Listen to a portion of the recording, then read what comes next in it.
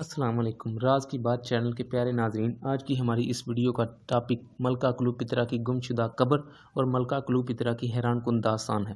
کلیوپترا مصر کی ایک ایسی حکمران ملکہ جس کا بے مثال حسن، غیر معمولی ذہانت اور بے وفائی کے دل دہلا دینے والے قصے آج کے جدید دور میں بھی ضرب المثل سمجھے جاتے ہیں۔ ملکہ کلیوپترا انسانی تاریخ کی ایک ایسی حکمران خاتون رہی ہے جس پر اب تک سب سے زیادہ داستانیں، کہانیاں اور ان گنت ڈرامے اور فلمیں بنائی جا چکی ہیں۔ کلیوپترا کو ہم فرعون مصر کے خاندان کی ایک نمائندہ خاتون بھی کہہ سکتے ہیں، یعنی مصر کے فرما رواؤں کا ایک ایسا خاندان جہاں نسل در نسل مرد ہی فرعون کہلانے کے حقدار رہے ہوں۔ وہاں کلیوپترا جیسی ایک مجسمہ حسن کا اقتدار میں آ جانا ثابت کرتا ہے کلیوپترا کس قدر غیر معمولی صلاحیتوں کی حامل خاتون رہی۔ ماہرین کے مطابق آج سے 2000 برس قبل طلومی فرعون خاندان میں کلیوپترا کی پیدائش ہوئی۔ اس کے والد ایلیتیس عظیم مصری حکمران سکندر اعظم کے ایک انتہائی قابل اعتماد جنرل تھے۔ اپنے والد کی موت کے بعد 18 سال کی چھوٹی سی عمر میں کلیوپترا کو اپنے 10 سالہ چھوٹے بھائی کے ساتھ مشترکہ طور پر تخت کا حقدار قرار دیا گیا۔ مگر بھائی کے بالغ ہونے کے بعد کلیوپترا نے اسے اپنے اقتدار میں شراکت دار ماننے سے انکار کر دیا، جس کے قریب تھا کہ کلیوپترا کو اپنے بھائی کے مقابلے میں شکست کا منہ دیکھنا پڑتا کہ اس نے رومن جنرل جولیس سیزر کی مدد حاصل کر کے اپنے بھائی اور اس کے حمایتیوں کو عبرتناک شکست سے دوچار کر دیا۔ بعد ازاں کلیوپترا اور جولیس سیزر ایک دوسرے کے ساتھ رشتہ ازدواج میں منسلک ہو گئے۔ جولیس سیزر کی موت کے بعد ان کا بیٹا سیسریون اپنی ماں کے ساتھ تخت کا وارث بنا۔ کلیوپترا نے سیزر کی موت کے بعد اس کے منہ بولے بیٹے اور اپنی فوج کے نائب سپہ سالار مارک اینتھونی کو اپنی زلف کا اسیر بنا کر اس سے شادی رچا لی، جس سے کلیوپترا کے ہاں 3 بچے پیدا ہوئے۔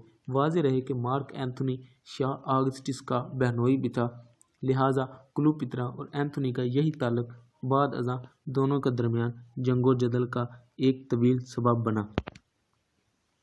مارک اینتھونی کے ساتھ مل کر کلیوپترا نے کئی لڑائیاں لڑیں اور آخرکار 30 قبل مسیح میں کلیوپترا کے سابق شوہر جولیس سیزر کے بھانجے ایکٹوین نے مصر پر حملہ کر دیا، جس میں مارک اینتھونی اور کلیوپترا کے بحری بیڑے کو شکست فاش ہوئی۔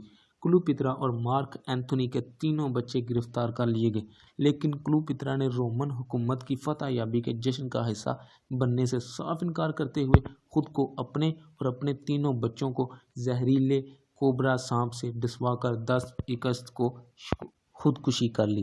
حیران کن بات یہ ہے کہ مانچسٹر یونیورسٹی کے ماہرین اس تاریخی دعوے کو سختی سے مسترد کرتے ہیں۔ ملکہ کلیوپترا کی موت سانپ کے کاٹنے سے ہوئی تھی، کیونکہ ان کا خیال یہ ہے کہ ملکہ اور 2 کنیزوں سمیت 3 بچوں کو کاٹنے والا سانپ اتنا چھوٹا نہیں ہوگا کہ اسے چھپایا جا سکے، جبکہ کوبرا سانپ کے کاٹنے سے صرف 10% ہی اس بات کا امکان ہوتا ہے کہ سانپ کے زہر سے کوئی مر جائے۔ نیز اگر سانپ کا زہر انسان کے جسم میں منتقل ہو بھی جائے تو وہ آہستہ آہستہ اثر کرتا ہے، اس لیے یہ ناممکن ہے کہ آپ ایک سانپ کو یکے بعد دیگرے کئی افراد کو قتل کرنے کے لیے باری باری استعمال کریں۔ بہرحال ملکہ کلیوپترا کی وجہ موت ہی نہیں بلکہ اس کی قبر بھی آج تک ایک معمہ بنی ہوئی ہے۔ قدیم مصری تاریخ دان پلوٹارک کے مطابق کلیوپترا کا مقبرہ الیگزینڈریا شہر کے مضافات میں ہی کہیں ہونا چاہیے۔ ماہرین آثار قدیمہ کلیوپترا کی گمشدہ قبر تلاش کرنے کے لیے بے شمار مقامات پر کھدائی کر چکے ہیں، لیکن بدقسمتی سے انہیں کبھی کامیابی حاصل نہ ہو سکی، یعنی ماہرین کو اس بات کا یقین ہے کلیوپترا اور مارک اینتھونی کی قبریں سمندر میں گہرائی میں کہیں موجود ہو سکتی ہیں۔